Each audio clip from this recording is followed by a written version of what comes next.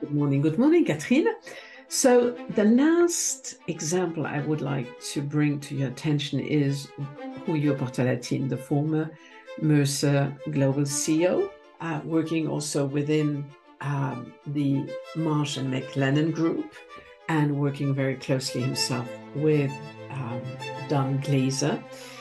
And he definitely left a footprint on my way to lead, to drive a company, to bring it forward. So I'm absolutely grateful for his inspiration, his vision, and also the dialogues and the discussions, the business cases which we presented to him, and where we had also some discussions around. So Julio Portalatin has been a very successful CEO. He turned Mercer around in a very magnificent way.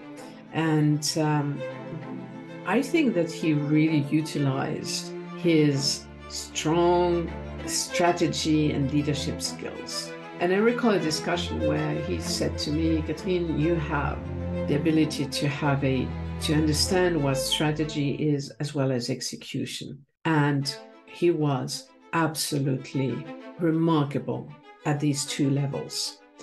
But to get there, first he needed, and he had a very comprehensive vision for Mercer, what he wanted to achieve, what he wanted to have from us. And he knew exactly how to communicate that vision to his stakeholders, to share it with them, as well as with us employees. And what was remarkable with him, that his strategy was always very well defined, with clear objectives and goals. And he was then organizing the workforce, the leadership teams, in such a way that he was able to achieve his goals.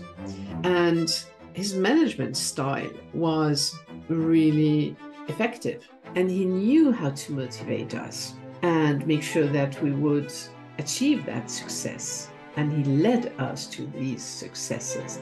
And I recall, for instance, that we had some almost like football or soccer matches. Every country was being given a flag, and we were competing against each other, but in a very collegial way. And so the entire company was moving into that, from a very dusty type of company, very well regarded, but still pretty, not really agile, not being pretty stiff, to this really agile team spirit. And his style of creating a support network amongst his stakeholders was, he worked really closely with investors, the board members, and other key stakeholders to bring Mercer to another level. And I don't want to now disclose some of the internal discussions, but he has been very successful at it.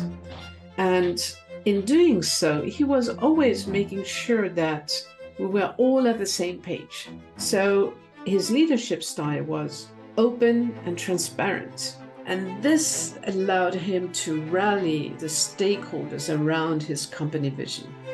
So you see, everyone having a leadership position has developed his or her own style.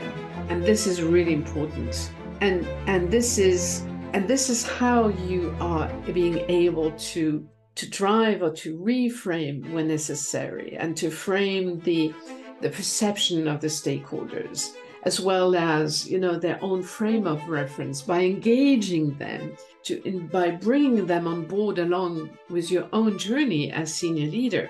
And this is how you make it happen. So I hope that this series helped you to gain new perspective on how you can yourself shape this triangle of expectation for your role, senior leadership role, the perception people have, and sometimes also the biases they can have, knowing it or not knowing it, and their own experience, their own frame of reference. And let me know what you think and what your questions are.